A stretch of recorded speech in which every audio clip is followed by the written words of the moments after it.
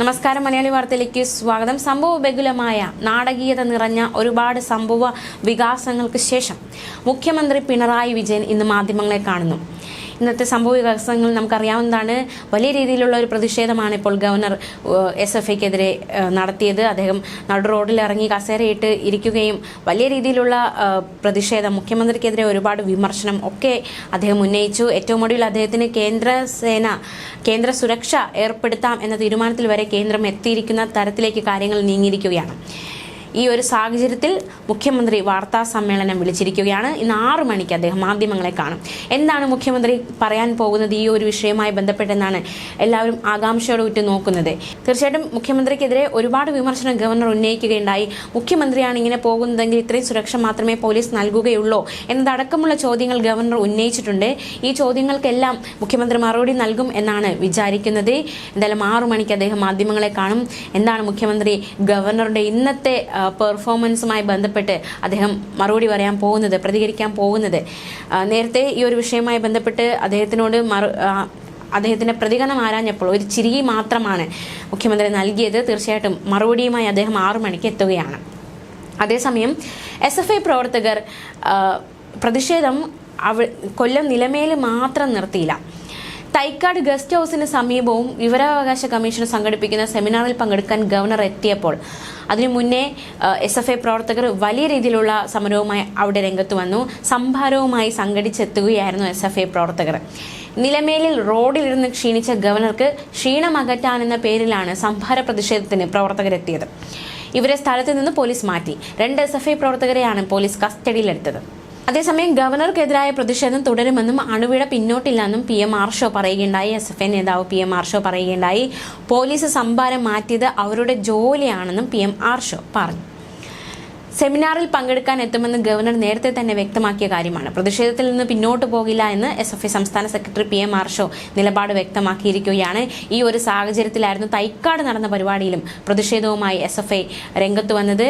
വലിയ രീതിയിലുള്ള പ്രതിഷേധം തന്നെയാണ് തൈക്കാടും കൊല്ലത്തിന്റെ തുടർച്ചയെന്നോണം തിരുവനന്തപുരം തൈക്കാടും നടന്നത്.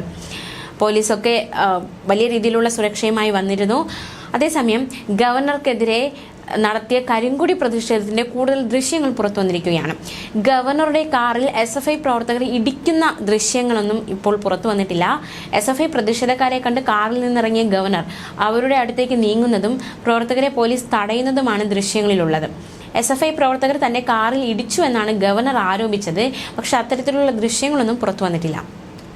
എന്തായാലും വലിയ സംഭവബഹുലമായ കാര്യങ്ങൾ തന്നെയാണിന്ന് കൊല്ലം നിലമേലുണ്ടായിരിക്കുന്നത്. അതിൻ്റെ തുടർച്ചയോളം തൈക്കാടും ഉണ്ടായിരിക്കുന്നു.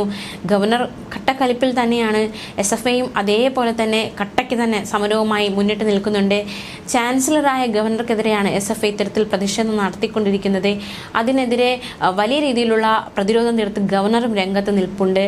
എന്തായാലും കേരളം സമാനതകളില്ലാത്ത ഗവർണർ സർക്കാർ പോരാട്ടമാണ് ഇപ്പോൾ കണ്ടുകൊണ്ടിരിക്കുന്നത്. ഇതിനോടകം ഒരുപാട് വിഷയങ്ങളിൽ കൊമ്പ് കോർത്തു സർക്കാരും ഗവർണറും തമ്മിൽ.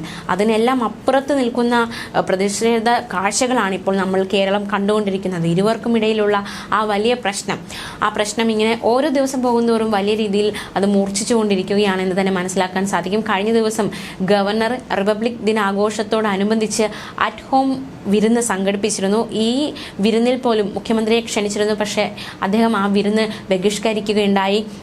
മാത്രമല്ല കഴിഞ്ഞ ദിവസം സെൻട്രൽ സ്റ്റേഡിയത്തിൽ നടന്ന പതാക ഉയർത്തൽ സമയത്ത് ഗവർണറും മുഖ്യമന്ത്രിയും അടുത്തടുത്താണ് ഇരുന്നത്. എന്നിട്ട് പോലും പരസ്പരം ഒന്ന് മുഖത്ത് നോക്കുകയോ പരസ്പരം അഭിവാദ്യം ചെയ്യുകയോ ഒന്നും ചെയ്തില്ല.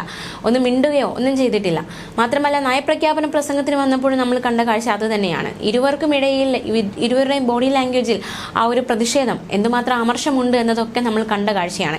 തുടർച്ചയായി ഇങ്ങനെ സംഭവ വികാസങ്ങൾ ഉണ്ടായിക്കൊണ്ടിരിക്കുകയാണ്. മാത്രമല്ല SFIക്കെതിരെ ഗവർണർ കട്ടയ്ക്ക് തന്നെ നിൽക്കുന്നു. നേരത്തെ ഈ സംഭവങ്ങളുടെ തുടക്കം നമുക്ക് അറിയാവുന്നതാണ്. മാത്രമല്ല ഇപ്പോഴത്തെ ഗവർണറുടെ ഈ കാറിൽ നിന്ന് ഇറങ്ങിയുള്ള പ്രതിഷേധം അതിൻ്റെ തുടക്കം എവിടെ നിന്നാണ് എന്ന് നമുക്കറിയാവുന്നതാണ്.